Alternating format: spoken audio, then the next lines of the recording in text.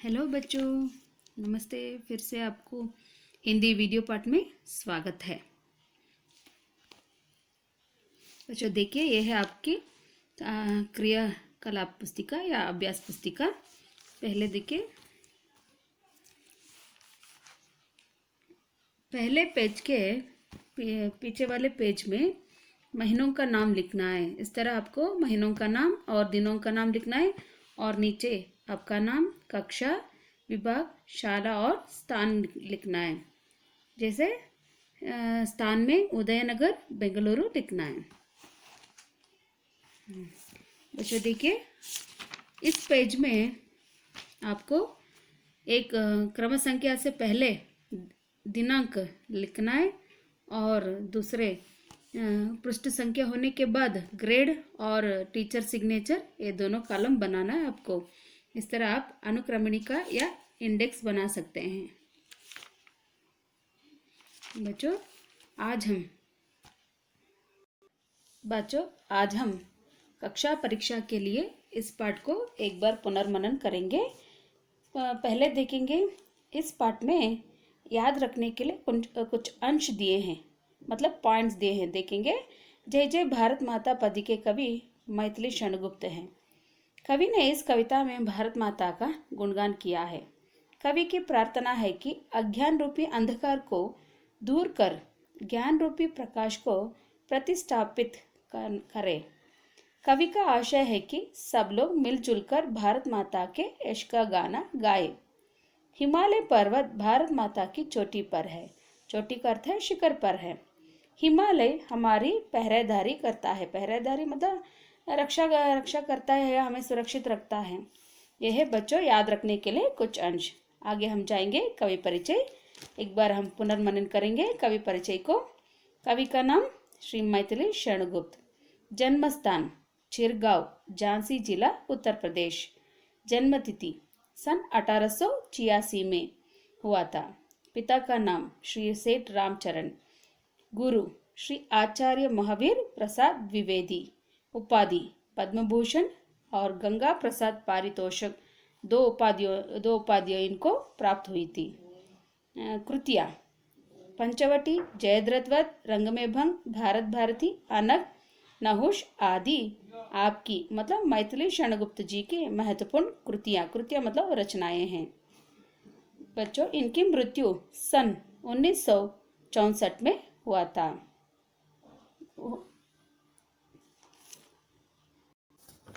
बच्चों, अब हम कुछ व्याकरण अंश को देखेंगे। पहले हम विलोम शब्दों को देखेंगे। सुंदर, इसका विलोम शब्द है कुरूप। अंधकार प्रकाश, ज्ञान अज्ञान, ऊंचा नीचा, यह है विलोम शब्द। अब हम कुछ अन्य लिंग शब्दों को देखेंगे। माता, माता स्त्रीलिंग शब्द है। इसका पुल्लिंग शब्द है पिता। कवि पुल्लिंग शब्द है। स्त्रीलिंग शब्द है कवि। कवि शब्द का स्त्रीलिंग शब्द है कवयित्री। भाई पुल्लिंग है और इसका स्त्रीलिंग शब्द है बहन। आचार्य पुल्लिंग शब्द है। इसका स्त्रीलिंग शब्द है आचार्य। आचार्य का स्त्रीलिंग शब्द है आचार्या। बच्चों, अब हम कुछ समानार्थक शब्द देखेंगे। समानार्थक मतलब समान अर्थ देने वाले शब्द। हिया, इसका समान अर्थ है हृदय या मन। धरती पृथ्वी या धरणी। सूर्य सूरज या दिनकर। चंद्र चांद या शशि, यह है समानार्थक शब्द। अब हम देखेंगे कुछ तुकांत शब्द, जैसे आता माता, पले फले, नाता जाता। तुकांत का अर्थ है राइमिंग वर्ड्स। आपके इंग्लिश में या अंग्रेजी शब्द में इसे राइमिंग वर्ड्स कहते हैं। दोबारा हम पढ़ेंगे। आता माता, पले फले, नाता जाता। अब हम देखेंगे मुख्य जो प्रश्न, खालिस्तान भरिए। भारत का हिया डैश है। भारत का हिया हिमालय है। दिल में डैश दबाकर रखता हमको। दिल में आग दबाकर रखता हमको हरा भरा। प्रश्न 3, डैश चिरकाल रहे। चंद्र सूर्य चिरकाल रहे, डैश चिरकाल रहे, चंद्र सूर्य चिरकाल रहे। अब हम देखेंगे मुख्य प्रश्न 3। इस कविता में बह बहकर पानी आता का प्रयोग हुआ है। उसी प्रकार निम्नलिखित शब्दों में से सही शब्द चुनकर वाक्य पूर्ण कीजिए या पूर्ण करना है हमें। देखेंगे पहला प्रश्न, बालक डैश देखकर सीखता है। देखिए बच्चों, कोष्टक में इधर कुछ शब्दों को दिए हैं, जैसे गिर गिर कर, मिट मिट कर, सुन सुन कर, देख देख कर। इनमें से सही शब्दों को चुनकर हमें खालिस्तान को भरना है या वाक्य को पूर्ण करना है।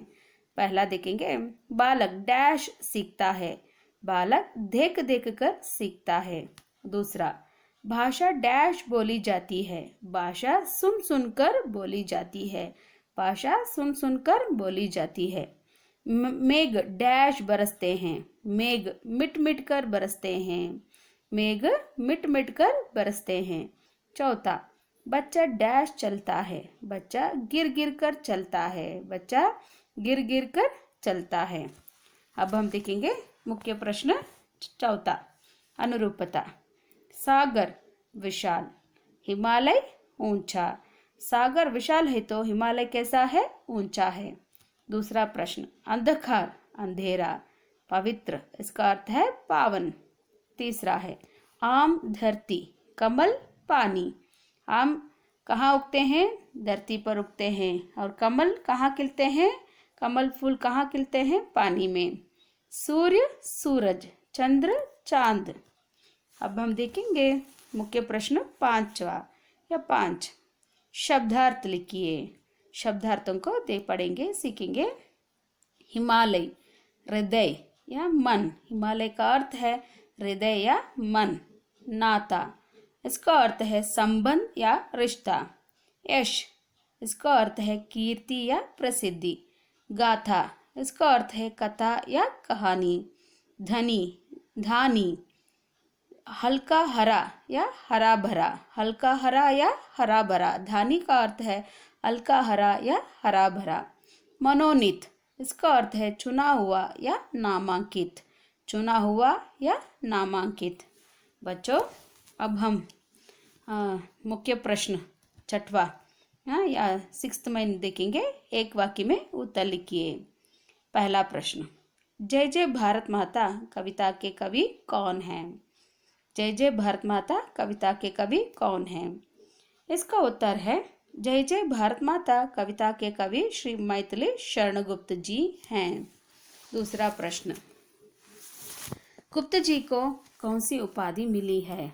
उत्तर, गुप्त जी को पद्म भूषण उपाधि मिली है। तीसरा प्रश्न, कवि किस देवी की वंदना कर रहे हैं? उत्तर है, कवि भारत माता की वंदना कर रहे हैं। चौथा प्रश्न, हिमालय रूपी हृदय में क्या भरा है? उत्तर, हिमालय रूपी हृदय में स्नेह भरा है।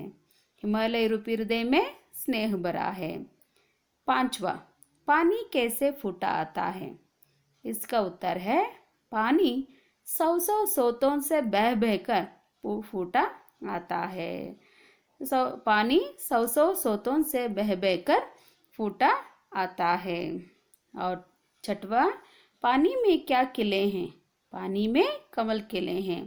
पानी में क्या खिले हैं? उत्तर है, पानी में कमल खिले हैं। सुंदर भाव कहाँ पले हैं? सातवां प्रश्न है, सुंदर भाव कहाँ पले हैं? इसका उत्तर है, सुंदर भाव भारत माता के धानी अंचल में फले हैं। सुंदर भाव भारत माता के धानी अंचल में फले हैं।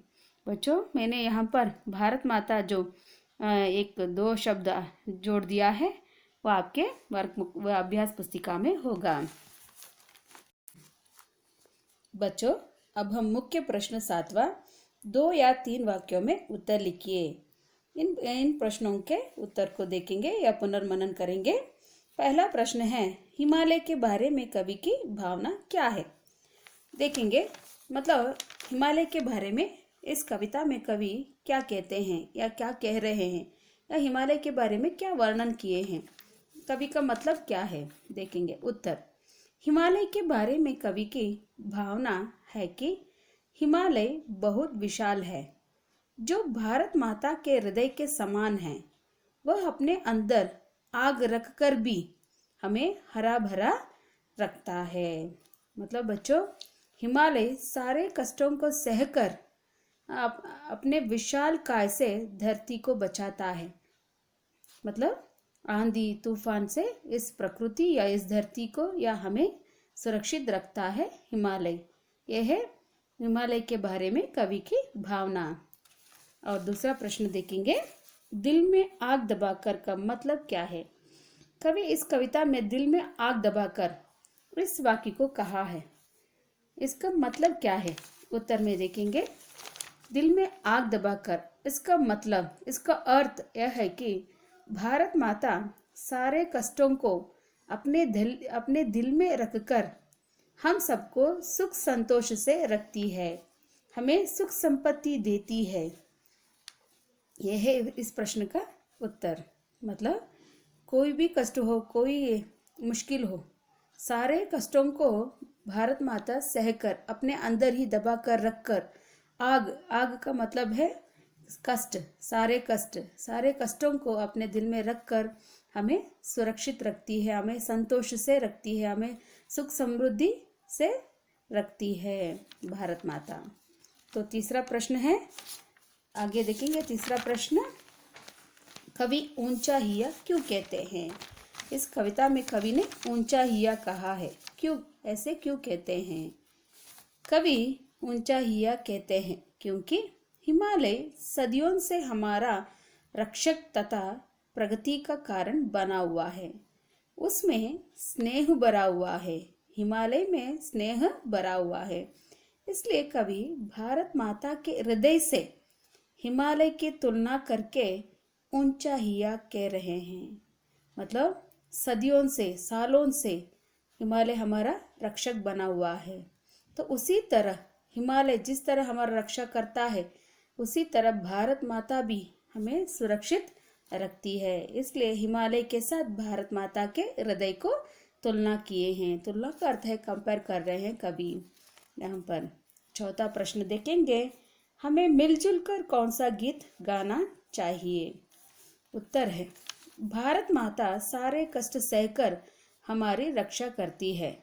वह अपने मतलब आंचल में भाईचारा रखने और मिलजुल कर रहने का संदेश देती है। इसलिए हमें भारत माता की यशोगाथा गाना चाहिए। इसलिए हम भारत माता की इश्की गाथा, उसका गुणगान का गाथा गानी चाहिए। बच्चों, अब देखेंगे मुख्य प्रश्न 8वां, कविता पूर्ण कीजिए। इस कविता को पूर्ण करना है, जैसे जय जय भारत माता, जय जय भारत माता, ऊंचा हिया हिमालय तेरा, ऊंचा हिया हिमालय तेरा, उसमें कितना स्नेह भरा, उसमें कितना स्नेह भरा, दिल में अपने आग दबाकर रखता हमको हरा भरा, रखता हमको हरा भरा, सौ सौ सोतों से बह बहकर है पानी फूटा आता, है पानी फूटा आता, जय जय भारत माता।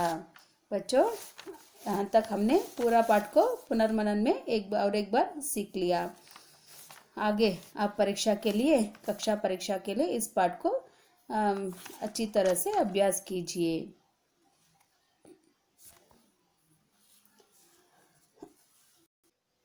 बच्चों, कक्षा परीक्षा के लिए जय जय भारत माता कविता के पहली 8 पंक्तियों को कंठस्थ कीजिए और पूरे प्रश्नोत्तर व्याकरणांश को अभ्यास कीजिए। धन्यवाद। नमस्ते बच्चों, आप सबको फिर से हिंदी कक्षा में स्वागत है। बच्चों, आज हम आपके पाठ्य पुस्तक में दिए गए 2 पत्र लेखन को सीखेंगे। उससे पहले पत्र लेखन किसे कहते हैं, उसके प्रकार आदि के बारे में जानेंगे।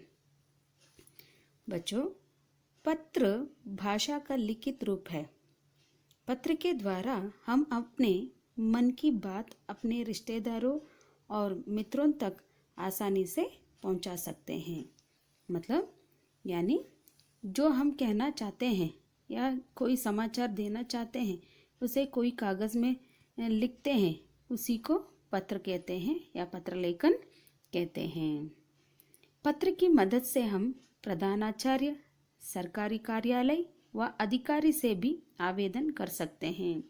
मतलब पत्र के द्वारा हम अवकाश प्राप्त के लिए या अवकाश पूछते हुए प्रधानाचार्य या प्रधानाध्यापक या कोई सरकारी कार्यालय या अधिकारी को आवेदन करते हुए किसी कार्य या किसी काम कराने के लिए आवेदन कर सकते हैं पत्र के द्वारा।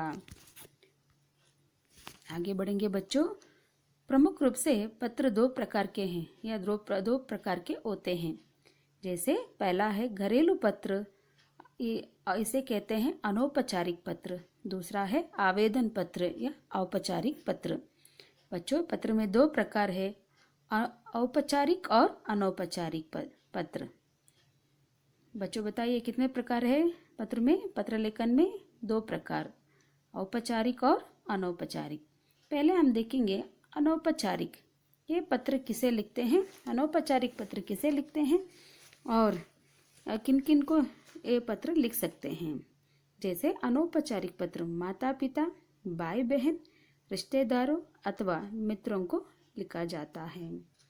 और औपचारिक पत्र जैसे प्रधानाचार्य या प्रधानाध्यापक, सरकारी कार्यालय या अधिकारी को आवेदन करते हुए लिख सकते हैं या लिखा जाता है। बच्चों, इसका मतलब यह है कि औपचारिक पत्र उन लोगों को लिखे जाते हैं जिनसे हमारा कोई करीब का रिश्ता या नाता नहीं होता, फिर भी किसी कार्य को कराने के लिए या सुविधा प्राप्त करने के लिए निवेदन करते हुए उन लोगों को या सरकारी कार्यालय या सरकारी अधिकारी को जो पत्र लिखते हैं उन्हें औपचारिक पत्र कहते हैं या ऐसे पत्र औपचारिक पत्र कहलाता है। जैसे प्रधानाचार्य को या कोई संपादक को या प्रकाशक को लिखे जाने वाले पत्र को औपचारिक पत्र कहते हैं। बच्चों, अब हम देखेंगे अनौपचारिक पत्र। अनौपचारिक पत्र प्रायः सगे संबंधियों, मित्रों व प्रियजनों को लिखे जाते हैं, अपने प्रियजनों को लिखे जाते हैं। और औपचारिक पत्रों में उनका हालचाल, अपने सगे संबंधी या मित्रों या प्रियजनों का हालचाल पूछा जाता है और अपने बारे में मतलब खुद के बारे में भी बताया जाता है। ऐसे पत्रों का हम अनौपचारिक पत्र कहते हैं।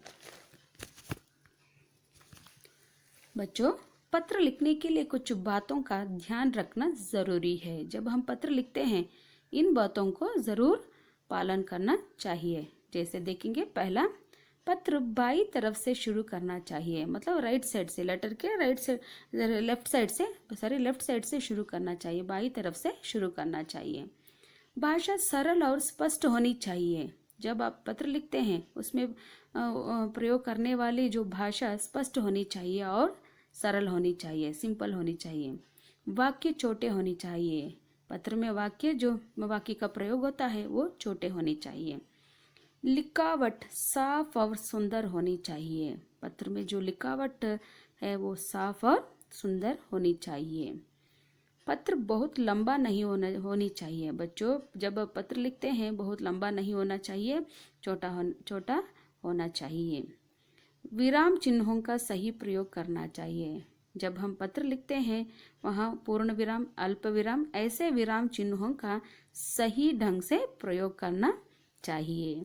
बच्चों, ये हैं पत्र लिखते समय ध्यान रखने की कुछ ज़रूरी बातें। बच्चों, आप लोग अब अपने पाठ्यपुस्तक खोलिए। पाठ्यपुस्तक में पेज नंबर 149 खोलिए और हाथ में पेंसिल या पेन रखिए। अब हम देखेंगे आपके पाठ्यपुस्तक में दिए गए पहला पत्र को पढ़ेंगे या सीखेंगे। बच्चों, ये है अनौपचारिक पत्र है। जो इस पत्र का जो विधा है अनौपचारिक पत्र, मतलब अनौपचारिक किसको लिखते हैं बच्चों? सगे संबंधियों को या प्रियजनों को या मित्रों को लिखने वाले पत्र को हम कहते हैं अनौपचारिक पत्र। आपके पाठ्य पुस्तक में एक पत्र ये मतलब दिए गए हैं, ये है पिता के नाम पर एक पत्र। यहाँ एक बेटा अपने पिता के नाम पर एक पत्र लिखा है, मतलब शैक्षणिक पर्यटन जाने के लिए अनुमति और पैसे मांगते हुए अपने पिता के नाम पर एक पत्र लिखा है। देखेंगे इस नमूने को। बच्चों, पत्र ऐसे शुरू करना है, जैसे देखो हमेशा बाई तरफ से ही शुरू करना है, मतलब लेफ्ट साइड से ही शुरू करना है। जैसे सेवा में, सेवा में मतलब जिसको पत्र जाता है, जिसके नाम पर पत्र जाता है उनका पता, पता मतलब एड्रेस। सेवा में श्री महेश, विद्यानगर, बेलगावी 3, ये है सेवा में, मतलब जिसको जिसके नाम पर पत्र जाता है उनका पता। और दाहिने ओर स्थान और दिनांक लिखना चाहिए। जैसे स्थान बेंगलुरु 5, दिनांक आज का लिख सकते हैं, या जब आप पत्र लिखते हैं तब आप उस दिन का दिनांक लगा सकते हैं या तारीख लिख सकते हैं। और बाईं ओर संबोधन करना है, जैसे पूज्य पिताजी, पिताजी को पत्र जा रहा है तो कैसे संबोधन करना है? पूज्य पिताजी। अब हम देखेंगे उसके बाद पूज्य पिताजी होने के बाद अभिवंदना, मतलब अभिवंदना कैसे लिखेंगे? सादर प्रणाम। हाँ, पूज्य पिताजी होने के बाद अभिवंदना, पिता को अभिवंदना देना है, जैसे सादर प्रणाम। बच्चों, ये अनौपचारिक पत्र है, इसलिए विषय लिखने की कोई ज़रूरत नहीं है। बच्चों, अब हम देखेंगे दूसरे जो अनुच्छेद में, मतलब पत्र की कलेवर, पत्र की कलेवर, बॉडी ऑफ द लेटर। बेटा इस प्रकार अपने पिता के नाम पर लिखता है कि, इस प्रकार अपने पिता को लिखता है कि मैं यहाँ कुशल हूँ, आशा है कि आप भी कुशल होंगे। मतलब बेटा अपने पहले खुद के बारे में बताया गया है, अपने बारे में बताया है, और उसके बाद अपने पिता का हालचाल पूछा गया है। मेरी पढ़ाई अच्छी तरह चल रही है। अभी बेटा अपने पढ़ाई के बारे में अपने पिता को बताया है। इस साल हमारे विद्यालय में शैक्षणिक पर्यटन का आयोजन किया गया है, उसमें मैं भी भाग लेना चाहता हूँ। बच्चों देखिए, यहाँ पर बेटा अपने पिता को अपने मन की इच्छा के बारे में बताया है, मतलब उसकी इच्छा क्या है? शैक्षणिक पर्यटन में भाग लेना। ये यहाँ पर उसकी इच्छा को प्रकट किया गया है। इसलिए आप मुझे अनुमति देते हुए 1000 रुपये भेजने की कृपा करें। इसलिए आप मुझे इसकी अनुमति देते हुए 1000 रुपये भेजने की कृपा करें। बच्चों, यहाँ पर बेटा अपने पिता से अनुमति मांगता है, मांग रहा है, और उसके साथ पैसे भी भेजने के लिए मांग रहा है। इस तरह बेटा अपने पिता के नाम पर पत्र लिखा है। ये है पत्र की कलेवर की समापन, मतलब पत्र की कलेवर किस प्रकार हम समाप्ति कर सकते हैं। बच्चों, इसके बाद दाहिने ओर आपका प्रिय पुत्र, इस तरह लिखना है, जैसे आपका प्रिय पुत्र। यहाँ पर जो लड़का है वो उसका नाम है बसवराज। और उसके बाद बाएं ओर प्रेषक, प्रेषक मतलब सेवा से, मतलब जो पत्र लिखा है उनका पता, कि जो मतलब कौन पत्र लिख रहे हैं उनका पता। यहाँ पर बसवराज जो पत्र लिख रहा है अपने पिता के नाम पर, तो बसवराज का पता लिखना है, जैसे बसवराज 9वीं कक्षा, सरकारी हाई स्कूल, बेंगलुरु 5। ये बच्चों इस तरह हम पिता के नाम पर पत्र लिख सकते हैं, या अनौपचारिक पत्र इस प्रकार इस नमूने के आधार पर पत्र लिख सकते हैं। बच्चों, आपको परीक्षा के लिए ये पत्र 5 अंक के लिए आता है। जैसे यहाँ पर स्थान दिनांक एक पॉइंट है सेवा में, और एक दूसरा पॉइंट है पूज्य पिताजी सादर प्रणाम, और तीसरा पॉइंट है उसी तरह आपका प्रिय पत्र चौथा और प्रेषक 5वां। ऐसे ये केवल ये 5 अंश लिखने से आपको 3 अंक मिल सकते हैं, और पत्र की कलेवर के लिए 2 अंक दिया जाता है। तो आसानी से आप इस पत्र को लिखकर 5 अंक प्राप्त कर सकते हैं। बच्चों आगे बढ़ेंगे और एक पत्र के बारे में देखेंगे। बच्चों, यहाँ पर छुट्टी के लिए आवेदन पत्र, आवेदन मतलब प्रार्थना पत्र या विनती पत्र, या अवकाश, छुट्टी मतलब अवकाश के लिए प्रार्थना पत्र भी हो सकता है। ये एक औपचारिक पत्र है बच्चों, औपचारिक पत्र। अब हम देखेंगे औपचारिक पत्र किस प्रकार लिखते हैं। या छुट्टी मांगते हुए पत्र किस प्रकार लिखते हैं।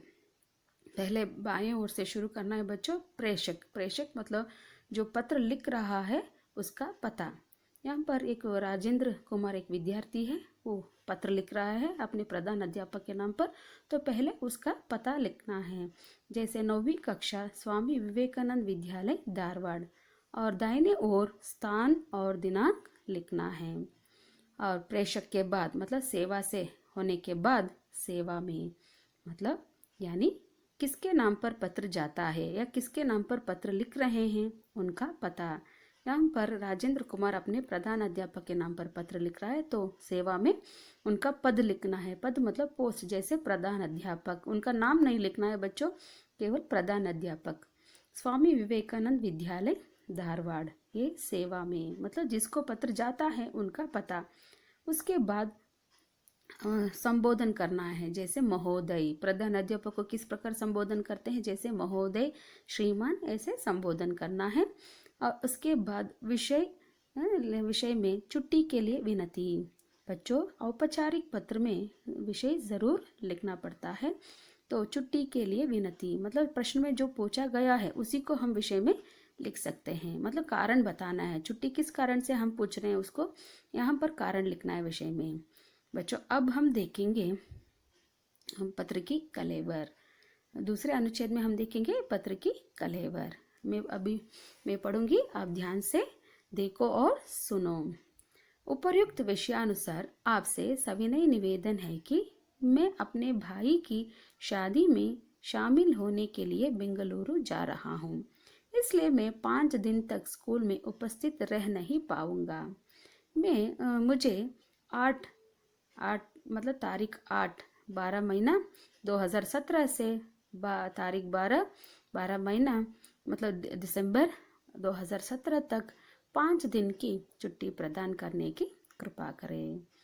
देखिए बच्चों, पत्र की कलेवर मतलब बॉडी ऑफ द लेटर में राजेंद्र कुमार इस प्रकार लिखता है कि उपर्युक्त विषयानुसार मतलब उपर्युक्त, ऊपर दिए गए, उपर्युक्त का अर्थ है ऊपर लिखे गए या दिए गए, विषयानुसार विषय के अनुसार आपसे निवेदन है कि मतलब राजेंद्र कुमार प्रधान अध्यापक से निवेदन कर रहा है, निवेदन मतलब प्रार्थना कर रहा है कि या विनती कर रहा है कि वो कहता है कि मैं अपने भाई की शादी में शामिल होने के लिए, वह राजेंद्र कुमार अपने भाई की शादी में शामिल मतलब भाग लेने के लिए, शामिल करते हैं भाग लेने के लिए बेंगलुरु जा रहा हूँ। वो बेंगलुरु जा रहा है राजेंद्र कुमार, इसलिए मैं 5 दिन तक स्कूल में उपस्थित रह नहीं पाऊंगा। यहाँ पर राजेंद्र कुमार लिख रहा है कि वो 5 दिन तक अपने भाई की शादी में शामिल होने के लिए बेंगलुरु जा रहा है, इसलिए वो 5 दिन तक स्कूल में या पाठशाला में उपस्थित मतलब हाजिर, उपस्थित का अर्थ है हाजिर, रह नहीं पाएगा। इस तरह वो अपने प्रधान अध्यापक को लिखा है, और इसलिए वो पूछता है कि तारीख 8 से 12 तारीख तक 5 दिन की छुट्टी प्रदान करने की कृपा करे। वो अपने प्रधान अध्यापक को 5 दिन की छुट्टी देने के लिए विनती या प्रार्थना कर रहा है। बच्चों ये है पत्र की कलेवर, और इस प्रकार कृपा करे यहाँ तक हम लिख के पत्र की कलेवर को समाप्ति कर सकते हैं।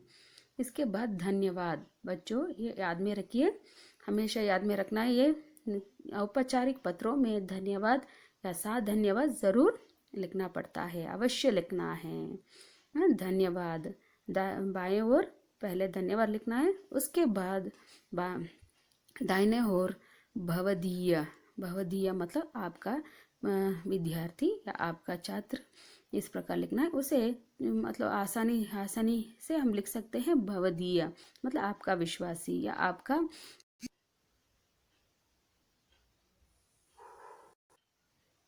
बच्चों इस तरह हम छुट्टी के लिए आवेदन पत्र या प्रार्थना पत्र लिख सकते हैं, या छुट्टी के अवकाश मांगते हुए हम प्रधान अध्यापक या प्रधान आचार्य के नाम पर छुट्टी पत्र लिख सकते हैं।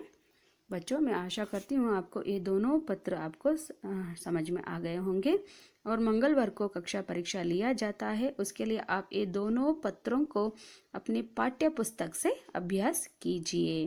धन्यवाद बच्चों। नमस्ते बच्चों, फिर से आपको हिंदी कक्षा में स्वागत है। बच्चों आज हम आपके अभ्यास पुस्तिका यानी वर्कबुक से पाठ 2 गुलाब सिंह पाठ को कक्षा परीक्षा के लिए पुनर्मनन करेंगे। बच्चों, इससे पहले आप अपने सामने अपने अभ्यास पुस्तिका मतलब वर्कबुक रखिए। ज़रूर रखना है, अब रखने की आवश्यकता है, रखना है।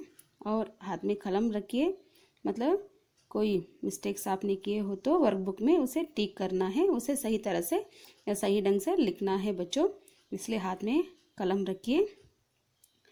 अब हम देखेंगे गुलाब सिंह पार्ट 2 गुलाब सिंह। बच्चों, यहाँ पर याद रखने के लिए कुछ पॉइंट्स मतलब अंश दिए हैं, पहले उसको पढ़ेंगे। गुलाब सिंह कहानी की लेखिका सुभद्रा कुमारी चौहान है।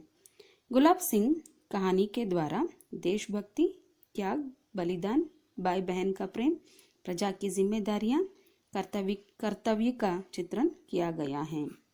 मतलब इस पाठ में देशभक्ति, त्याग या बलिदान दोनों एक ही है, भाई बहन का प्रेम, प्रजा की जिम्मेदारियां या कर्तव्यों के बारे में बताया गया है। प्रस्तुत कहानी में झंडा स्वतंत्रता के संकेत के रूप में दिखाया गया है।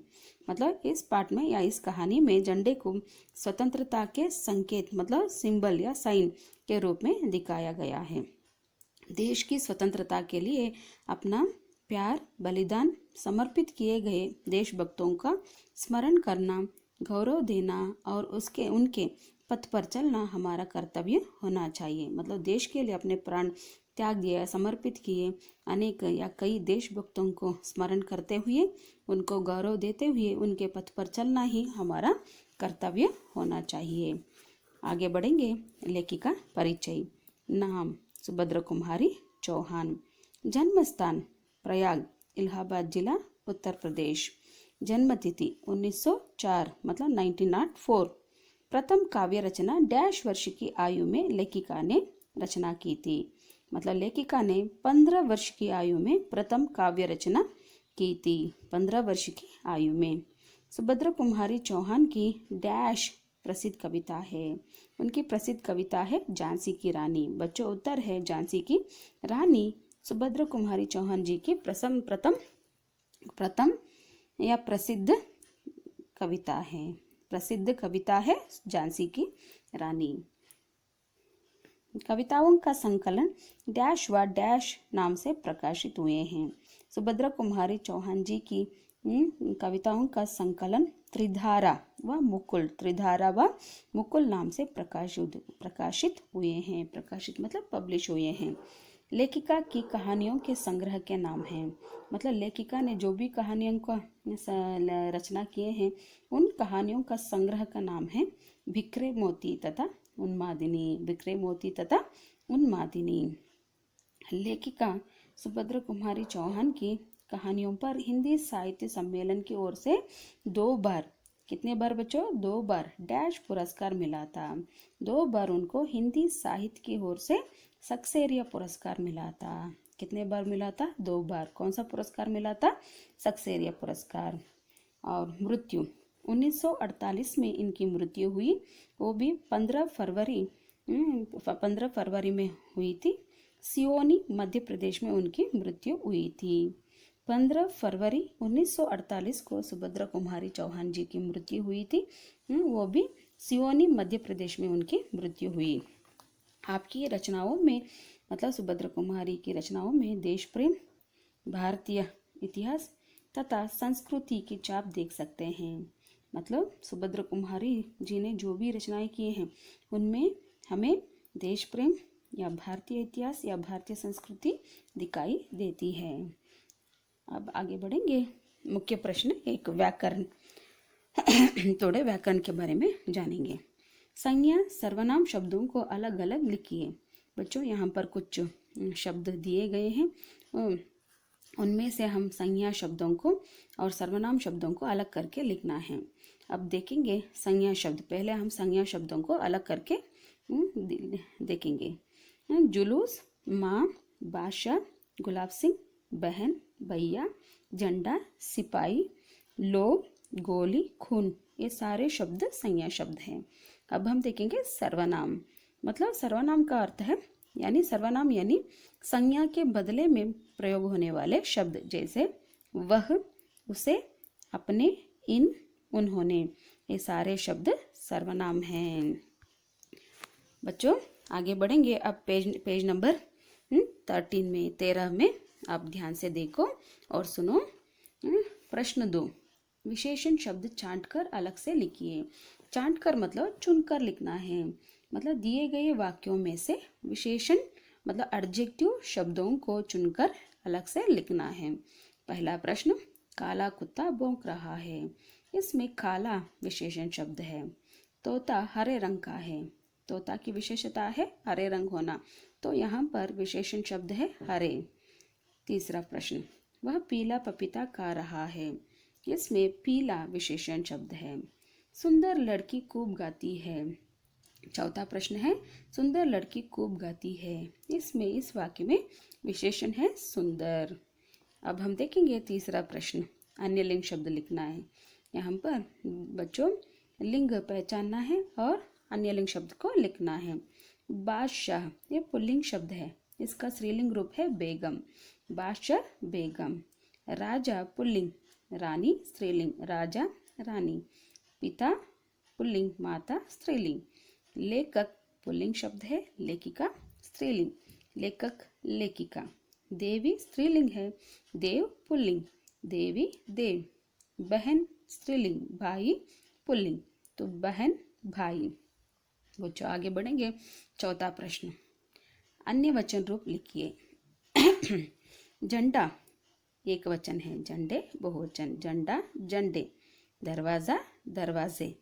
ओढ़नी ओढ़नियाँ, ओढ़नी ओढ़नियाँ। बच्चों यहाँ पर ध्यान दीजिए आप लोग। ओढ़नी जब हम एक वचन में है ओढ़नी शब्द, तो नी देखो बड़ी की मात्रा है।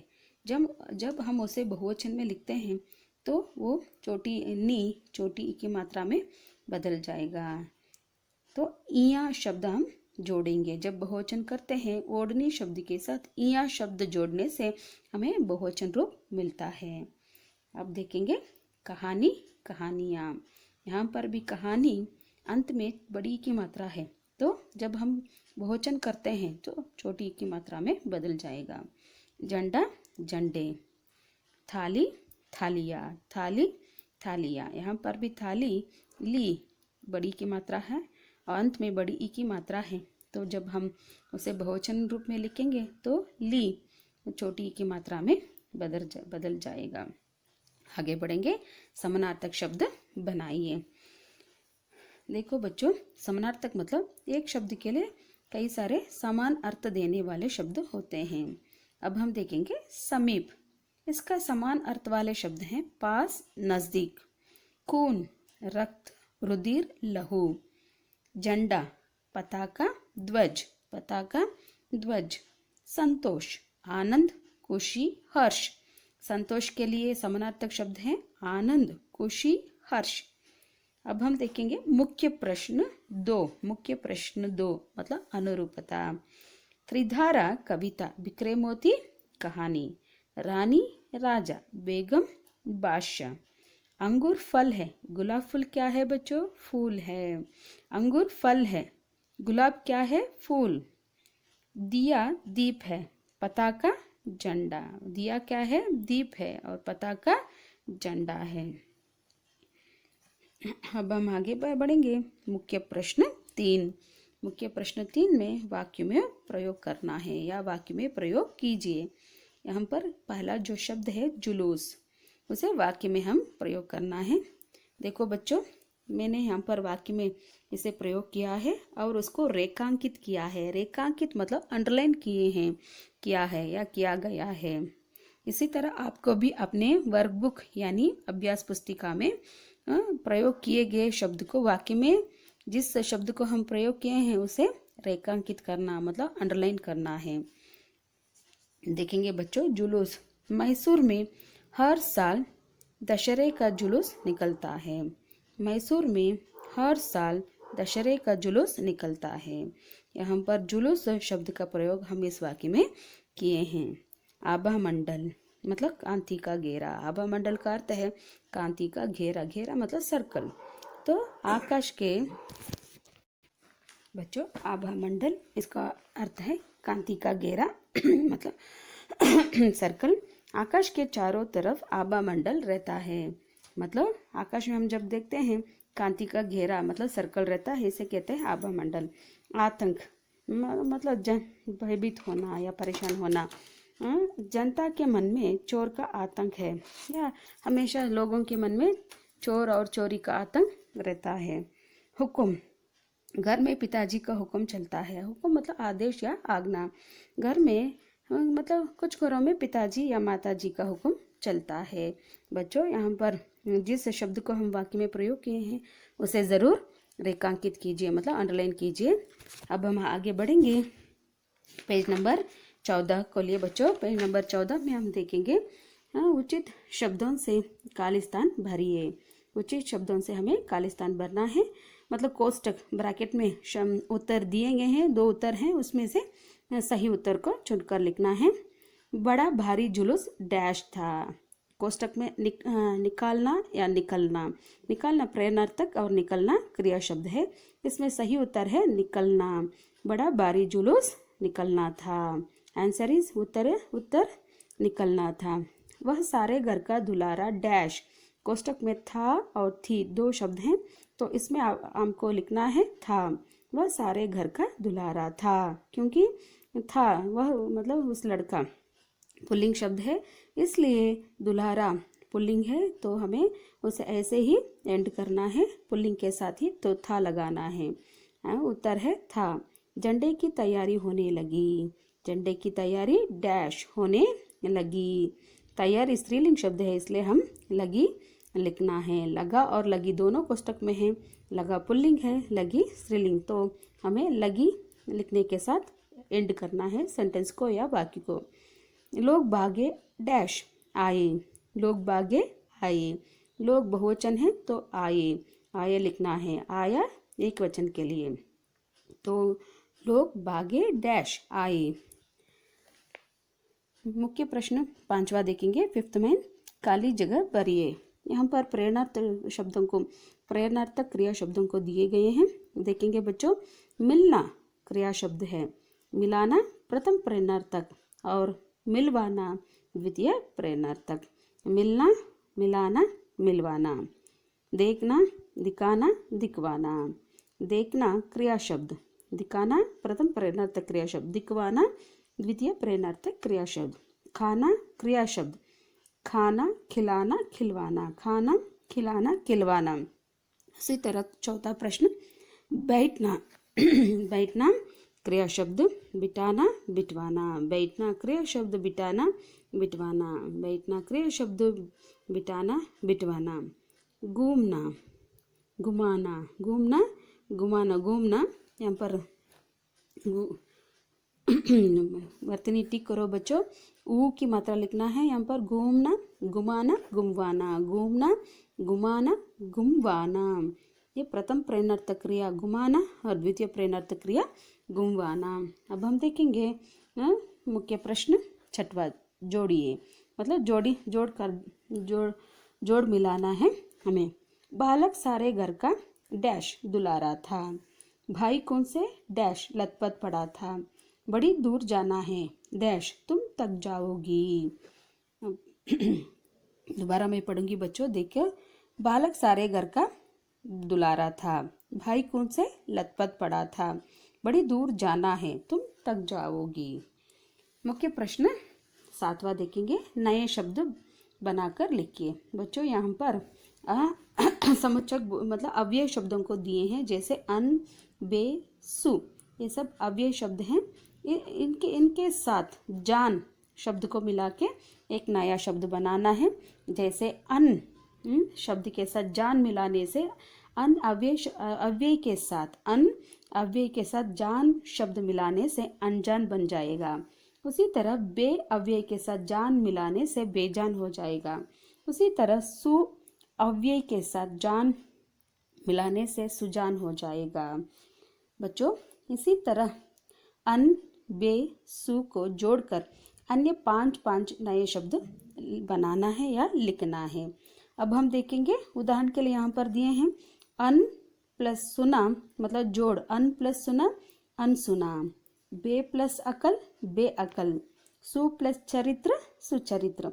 इस उदाहरण के अनुसार हमें बाकी शब्दों को बनाना है। जैसे अन प्लस पढ़ अनपढ़, अन प्लस देखा अनदेखा, अन प्लस सुनी अनसुनी, अन प्लस मोल अनमोल।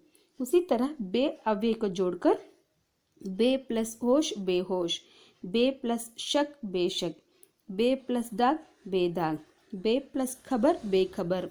उसी तरह सु अव्यय जोड़कर शब्द बनाना है। जैसे सु प्लस कर्म सुकर्म, सु प्लस पुत्र सुपुत्र, सु प्लस नयन सुनयन, सु प्लस योग सुयोग। इसी तरह हम अव्यय शब्दों को जोड़कर नए शब्द बनाते हैं या बना सकते हैं। बच्चों आगे बढ़ेंगे पेज नंबर 15 में। बच्चों पेज नंबर आपके अभ्यास पुस्तिका में पेज नंबर 15 को लिए मुख्य प्रश्न 8वां मतलब 8th मेन शब्दार्थ लिखिए। अब हम देखेंगे शब्दार्थ को। चाप असर प्रभाव, चाप का अर्थ असर प्रभाव, दुलारा लाडला, हुक्म आदेश या आज्ञा, आभा मंडल कांति का घेरा, सुगंध सुवास खुशबू, जुलूस जन यात्रा, जुलूस का अर्थ है जन यात्रा। बच्चों अब हम मुख्य प्रश्न 9वां मतलब 9th में देखेंगे। एक वाक्य में उत्तर लिखिए। किस कारण से, पहला प्रश्न, किस कारण से बालक का खाना बंद कर दिया गया? उत्तर है बीमार पड़ने के कारण बालक का खाना बंद कर दिया गया। इस प्रश्न का उत्तर है बीमार पड़ने के कारण, मतलब बालक बीमार पड़ने के कारण उसका खाना बंद कर दिया गया या बीमारी के कारण बालक का खाना बंद कर दिया गया। देखो बच्चों यहाँ पर मैंने जो प्रमुख उत्तर है या उत्तर को मैंने रेखांकित किया है। रेखांकित मतलब अंडरलाइन किया है, आपको भी ऐसे करना चाहिए। प्रश्न 2, बहन ने भाई को क्या खिला दिया? उत्तर बहन ने भाई को गुड़ और चने खिला दिया। बहन ने भाई को गुड़ और चने खिला दिया। अब हम देखेंगे प्रश्न 3, तीसरा प्रश्न, शहर में क्यों आतंक छा गया? उत्तर है बादशाह का हुक्म था कि जुलूस ना निकले। बादशाह का हुक्म था कि जुलूस ना निकले, इससे या इसलिए शहर में आतंक छा गया। बादशाह ने हुक्म दिया था कि जुलूस नहीं निकलना है, इसलिए लोगों में या शहर में आतंक छा गया।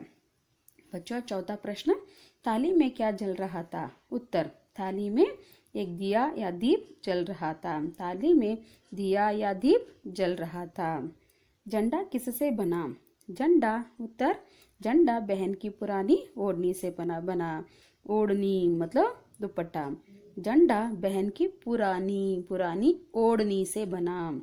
झंडा किससे बना? झंडा बहन की पुरानी ओढ़नी से बना। बहन ने क्या थाम लिया? बहन ने झंडा थाम लिया। बहन ने क्या थाम लिया? बहन ने झंडा थामना मतलब पकड़ना, हाथ में लेना।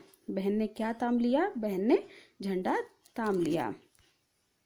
आगे बढ़ेंगे बच्चों। अब पेज नंबर 16 मतलब पेज नंबर 16 को लिए बच्चों। अब हम देखेंगे 2-3 वाक्यों में उत्तर लिखना। पहला प्रश्न है, भाई को बहन कैसे विदा करती है? जब झंडे की तैयारी होने के बाद बहन ने भाई को कैसे विदा करती है?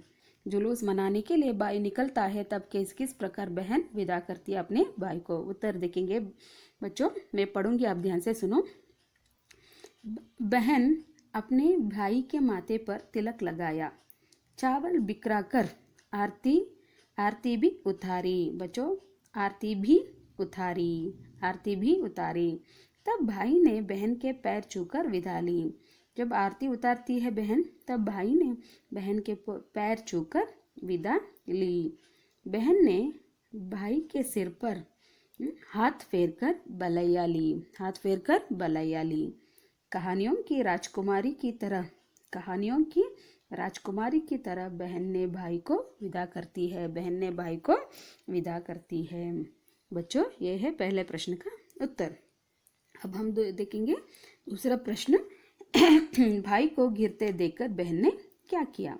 जब बादशाह के सिपाहियों ने गोली मारते हैं, भाई गिर पड़ता है, तब उसे देखकर बहन ने क्या करती है?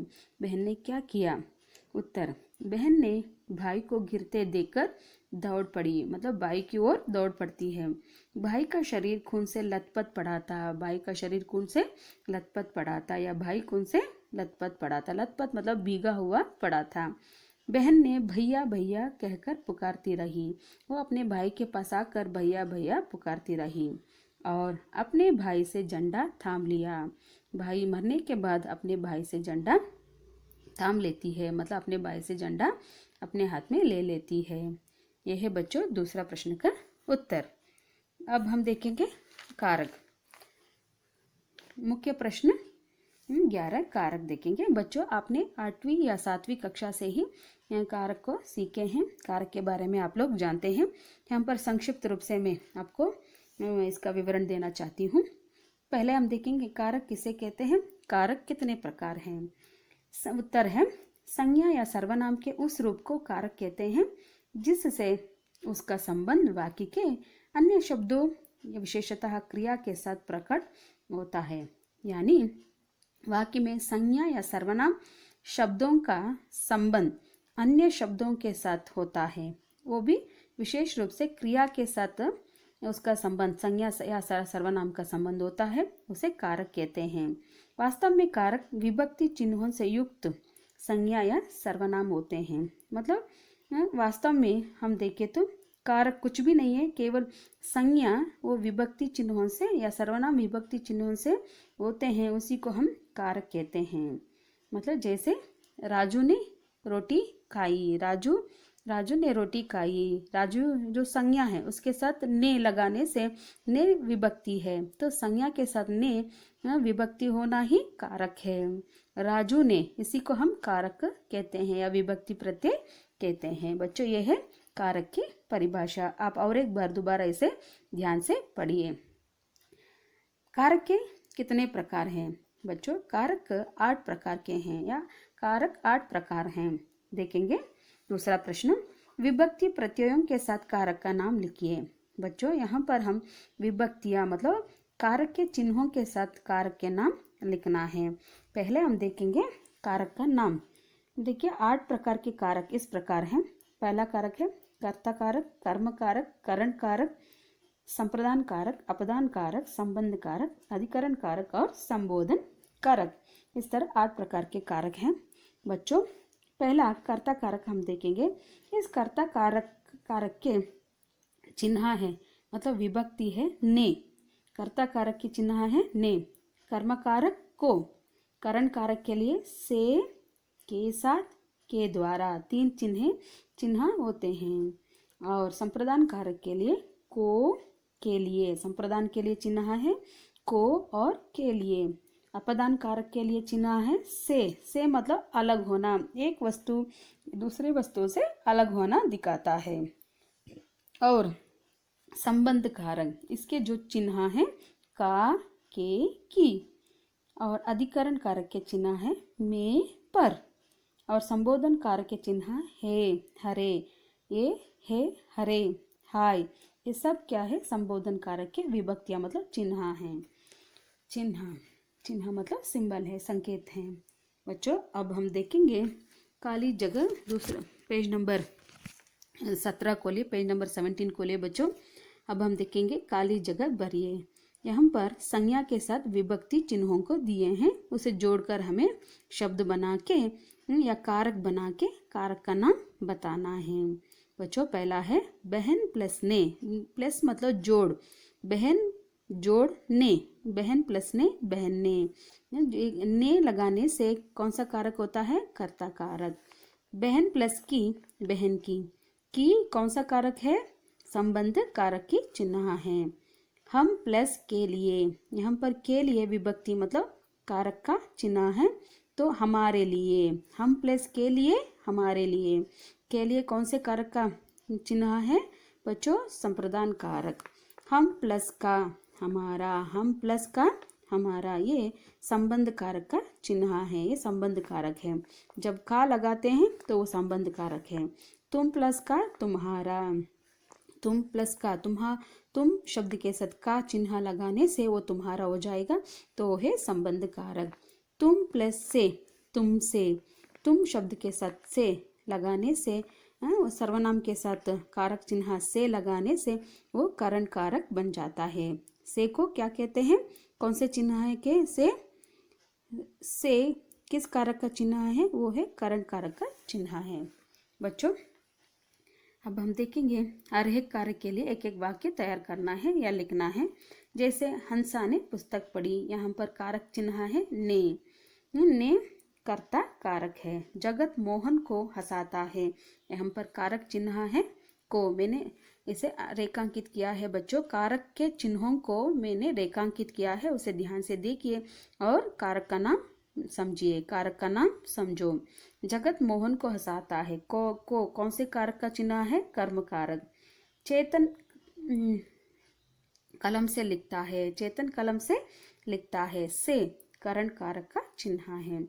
शिक्षक विद्यार्थियों के लिए आम लाए हैं, शिक्षक विद्यार्थियों के लिए आम लाए हैं, यह किस कारक का चिन्ह है, के लिए संप्रदान कारक का चिन्ह है। जगत भगत से लंबा है, जगत भगत से लंबा है, से संप्रदान कारक का चिन्ह है। और ईश्वर की कृपा से सब ठीक है, यहाँ पर की संबंध कारक है। शेर जंगल में रहता है, शेर जंगल में रहता है, में अधिकरण कारक का चिन्ह है। माँ देखो चांद निकल आया, यहाँ पर माँ संबोधन, देखो ये भी संबोधन कारक का चिन्ह है। बच्चों इस तरह हम वाक्य में कारक के चिन्ह और कारक का नाम पहचान सकते हैं, या कारक को इस प्रकार हम वाक्य में पहचानना चाहिए। बच्चों कक्षा परीक्षा के लिए आप अभ्यास पुस्तिका को अच्छी तरह से, अभ्यास पुस्तिका में आने वाले प्रश्नोत्तर, व्याकरण अंश को या शब्दार्थों को अच्छी तरह से अभ्यास कीजिए बच्चों। धन्यवाद बच्चों। हेलो बच्चों, नमस्ते। पद्य पाठ 4 अनुशासन ही शासन है पद्य के पुनर्मनन में आप सबका स्वागत है। बच्चों आपने पाठ 4 का कक्षा कार्य पूरा किए होंगे।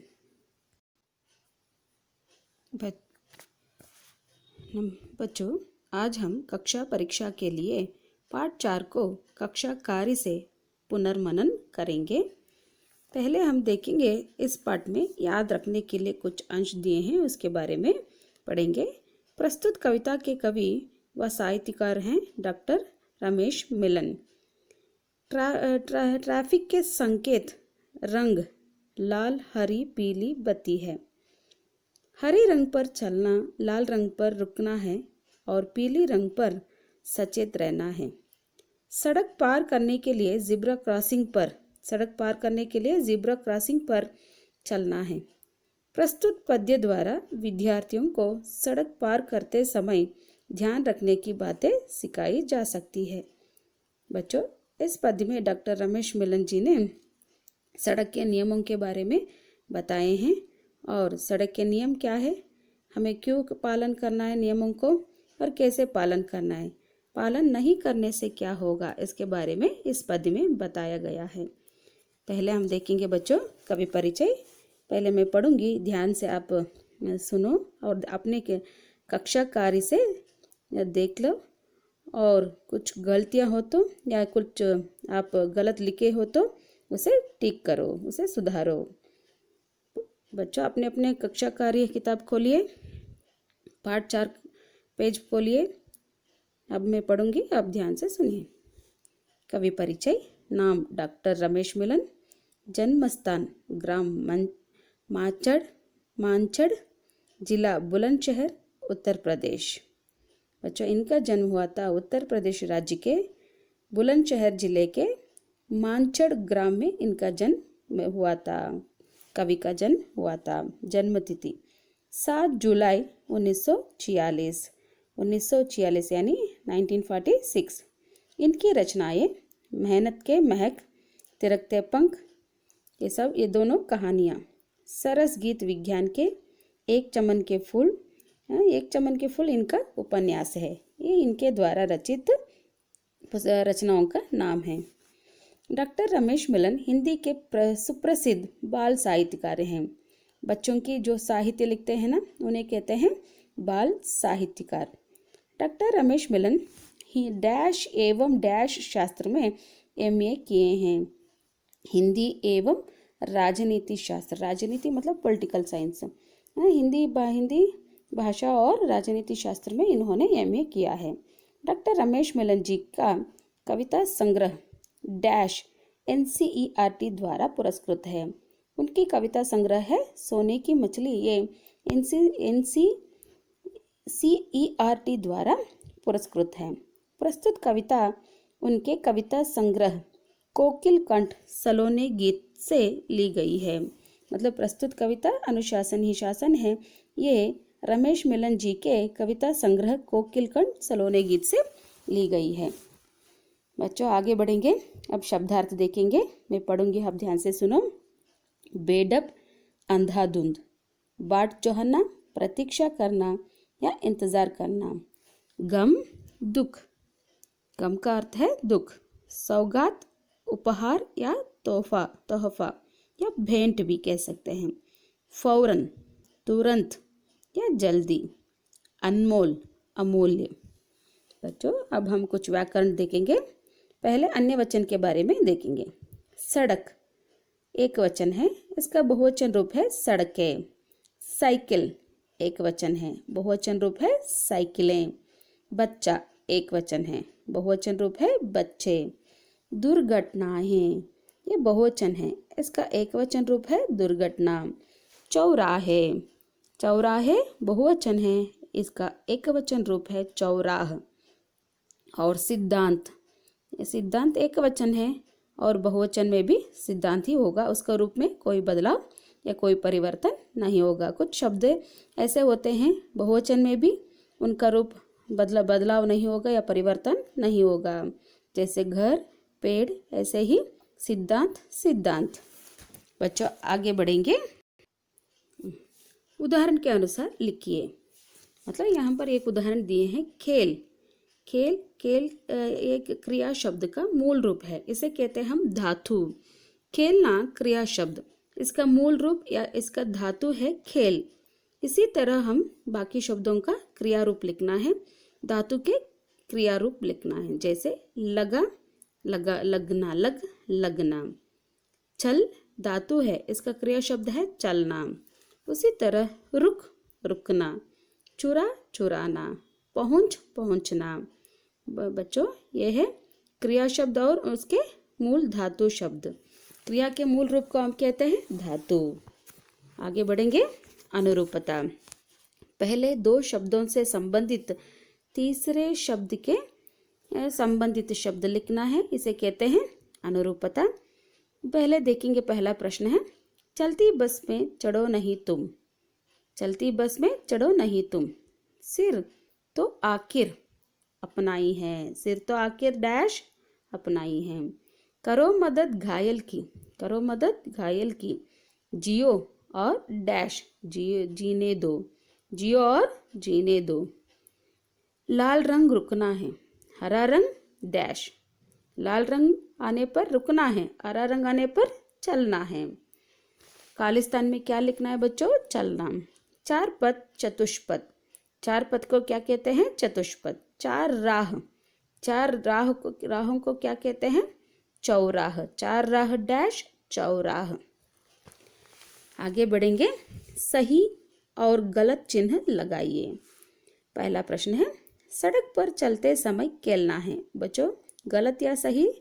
गलत है, सड़क पर कभी भी नहीं खेलना है, या सड़क पर चलते समय नहीं खेलना है। दूसरा, समझदार हेलमेट पहनकर वाहन चलाते हैं। हाँ सही बात, सही है बच्चों, सही चिन्ह लगाना है यहाँ पर। और तीसरा, घर पर इंतजार करने वालों को गम का सौगात देना है। गम का सौगात मतलब दुख का उपहार देना है क्या? घर में जो इंतजार करने वालों को नहीं देना है, ये गलत है, गलत चिन्ह लगाना है। चौथा, दुर्घटना होने पर ना अंक चुराना है। दुर्घटना होने पर ना अंक चुराना है, मतलब सही है, सही चिन्ह लगाना है। मतलब कहीं पर दुर्घटना होने पर हमें अंक नहीं चुराना है, मतलब ऐसे ही नहीं जाना है, उनकी मदद करना है। और पांचवा, घायल की मदद नहीं करनी चाहिए। बच्चों गलत चिन्ह लगाना है, क्योंकि ये गलत है कि घायल के हमेशा मदद करनी चाहिए, उनकी मदद करनी चाहिए। हमें अनदेखा नहीं जाना है, उनकी मदद करनी चाहिए। और छठवां, हमें चलती बस में चढ़ना नहीं चाहिए। बच्चों ये सही है, सही चिन्ह लगाना है।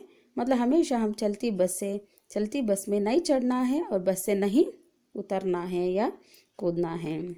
बच्चों आगे बढ़ेंगे। एक वाक्य में उत्तर लिखिए। पहला प्रश्न है, बच्चों को सड़क पर जाकर क्या नहीं करना है। बच्चों क्या नहीं करना है बच्चों को सड़क पर जाकर? उत्तर है, बच्चों को सड़क पर जाकर खेलने नहीं लगना चाहिए, या खेलने नहीं लगना, या नहीं खेलना है। दूसरा प्रश्न, हेलमेट के बिना कौन चलते हैं? हेलमेट के बिना समझदार चलते हैं। मतलब कुछ लोग ऐसे होते हैं, बहुत समझदार होते हुए भी वे हेलमेट के बिना ही चलते हैं। बाट जोहने वालों को क्या नहीं देना चाहिए? तीसरा प्रश्न, बाट जोहना मतलब घर में इंतजार करने वालों को क्या नहीं देना चाहिए? उत्तर, बाट जोहने वालों को मतलब घर में इंतजार करने वालों को गम की सौगात मतलब दुख की भेंट, दुख का उपहार, गम की सौगात। उत्तर है गम की सौगात मतलब दुख की भेंट या दुख का उपहार नहीं देना चाहिए। बच्चों चौथा प्रश्न, घायल को फौरन कहाँ पहुँचाना चाहिए? जब कोई मतलब दुर्घटना हो जाती है तो उसमें घायल व्यक्ति को क्या करना है, कहाँ पहुँचाना है? घायल को, उत्तर है घायल को फौरन अस्पताल पहुँचाना चाहिए। कहाँ पहुँचाना है बच्चों? अस्पताल पहुँचाना चाहिए। पांचवा प्रश्न, क्या अनमोल है? बच्चों उत्तर है जीवन अनमोल है, भगवान ने दिया हुआ ये जीवन बहुत अनमोल है। छठवां प्रश्न, चौराहों पर क्या दिए गए हैं? चौराहों पर क्या दिए गए हैं? उत्तर, चौराहों पर संकेत दिए गए हैं, ट्रैफिक के संकेत दिए गए हैं। मतलब 3 रंगों का संकेत दिए हैं, जैसे लाल, हरा, पीला, ये ट्रैफिक के संकेत चौराहों पर दिए गए हैं। आगे बढ़ेंगे अब 2-3 वाक्यों की ओर। पहला प्रश्न है, चौराहों पर दिए गए संकेतों को विस्तार से बताइए। मतलब चौराहों पर जो ट्रैफिक के संकेत दिए हैं उन्हें उनका विवरण देना है, उन्हें विस्तार से लिखना है। उत्तर पढ़ेंगे अभी बच्चों। चौराह के संकेत के अर्थ है ट्रैफिक के संकेत। चौराहों के संकेत का अर्थ है ट्रैफिक के संकेत, जैसे लाल, हरी, पीली रंग के बत्ती हैं। ट्रैफिक के संकेत में लाल, हरी, पीली रंग के बत्ती हैं। लाल, हरी, पीली रंग के बत्ती हैं। ये लाल रंग पर जब लाल रंग आता है तो रुकना है, हरी रंग पर चलना है। जब ट्रैफिक के संकेत में हरी रंग आने पर चलना है। और पीली रंग पर सचेत रहना, सचेत मतलब तैयार रहना है। और जीब्रा क्रॉसिंग पर चलते हुए सड़क को पार करना है। और जीब्रा क्रॉसिंग पर चलते हुए सड़क पार करना है। जीब्रा क्रॉसिंग पर ही हम सड़क को पार करना चाहिए। बच्चों दोबारा मैं इस उत्तर को पढ़ूंगी, आप ध्यान से देख लो। चौराह के संकेत के अर्थ है ट्रैफिक के संकेत। लाल, हरी, पीली रंग के बत्ती हैं। लाल रंग पर रुकना है, हरी रंग पर चलना है और पीली रंग पर सचेत रहना। ज़ेब्रा क्रॉसिंग पर चलते हुए सड़क पार करना। ये पहला प्रश्न का उत्तर है। दूसरा प्रश्न देखेंगे। दुर्घटना से बचने के कोई 2 उपाय लिखिए। बच्चों हम यहाँ पर केवल एक ही उपाय लिखे हैं, दूसरा भी अब हम बताएंगे। पहला जो उपाय है दुर्घटना से, उत्तर है दुर्घटना से बचने के लिए, दुर्घटना से बचने के लिए चलती बस में चढ़ना और कूदना नहीं चाहिए। दुर्घटना से बचने के लिए चलती बस में चढ़ना और कूदना नहीं चाहिए। इसके लिए और एक उपाय भी लिख सकते हैं बच्चों।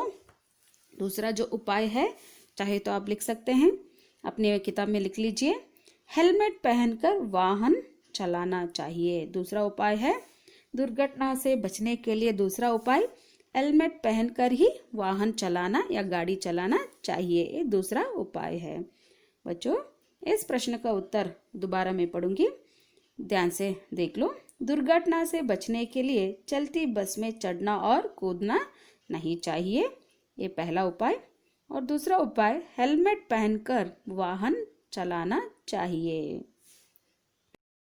बच्चों यहाँ पर मुख्य प्रश्न 7वां मतलब 7th मेन जो है क्रियाकलाप मतलब एक्टिविटी है, ये आपकी कक्षा परीक्षा के लिए नहीं आएगा, आपको को पढ़ने की ज़रूरत नहीं है, केवल ये एक्टिविटी करना है, उतना ही है। बच्चों ये पहला प्रश्न अभी आपको लिखने की ज़रूरत नहीं है, हम होमवर्क देंगे और एक दिन।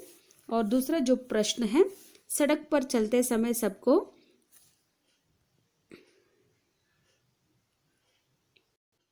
दूसरा प्रश्न देखिए, क्रियाकलाप या एक्टिविटी में दूसरा प्रश्न देखेंगे। सड़क पर चलते समय सबको अनेक नियमों का पालन करना पड़ता है, किन्हीं 5 ऐसे नियमों को लिखिए जिन्हें आप अपने स्कूल में पालन करते हैं। उदाहरण के लिए जैसे समय पर स्कूल पहुंचना, हाँ बच्चों ये समय पर स्कूल पहुंचना स्कूल के नियम हैं। इसी तरह बाकी 5 नियमों को लिखना है, शायद आप सबने लिखा होगा। रोज वर्दी पहनकर जाना है या आना है, समय पर गृह कार्य करना है, अध्यापकों का आदर करना है, मिलजुल कर शांत रीति से पढ़ाई करना है, पाठशाला के वातावरण को साफ सुथरा रखना चाहिए। ये स्कूल के 5 नियम हैं जो हम लोग पालन करते हैं। और इस मुख्य प्रश्न में तीसरा जो प्रश्न है, उत्तर लिखकर उचित रंग भरिए। बच्चों आप देख रहे हैं जो अक्षर ये है उसमें दिए हैं, लाल बत्ती जलने पर क्या करना चाहिए। जब ट्रैफिक के संकेत में लाल बत्ती जलती है तो क्या करना है, हमें रुकना है। पीली बत्ती क्या बताती है, पीली बत्ती ट्रैफिक के संकेत में पीली बत्ती क्या बताती है, सचेत रहना या सचेत रहने के लिए बताती है, मतलब तैयार रहने के लिए बताती है। और हरी बत्ती देखने पर क्या करना चाहिए, ट्रैफिक के संकेत में हरी बत्ती आने पर क्या करना चाहिए बच्चों, चलना है, हमें आगे चलना है। और शहरी सड़क का रंग कैसा होता है, सड़क का रंग कैसा होता है बच्चों, काला। बच्चों ये जो रंग है इस यहाँ पर जो चित्र दिए हैं उसमें हम रुकने के लिए कौन सा रंग, मतलब लाल रंग, सचेत के लिए पीला रंग, और चलने के लिए हरा रंग, और सड़क का रंग काला। ये रंगों को यहाँ पर इस चित्र में आप भरना है। जो बच्चे ऑलरेडी इसे कर चुके हैं, करने की ज़रूरत नहीं है। जो बच्चे यहाँ पर रंग नहीं भरे हैं यहाँ पर रंग भरना है इस चित्र में। बच्चों जो एक्टिविटी क्रियाकलाप है मतलब मुख्य प्रश्न या 7th मेन है, ये आपकी कक्षा परीक्षा के लिए नहीं आएगा। बच्चों केवल आप 6th मेन तक मतलब मुख्य प्रश्न 6 तक आपको कक्षा परीक्षा के लिए अभ्यास करना चाहिए। बच्चों कक्षा परीक्षा है, इसके लिए इस पाठ के सभी प्रश्नोत्तर, शब्दार्थ, कवि परिचय और व्याकरण अंश को अच्छी तरह से अभ्यास कीजिए। धन्यवाद बच्चों।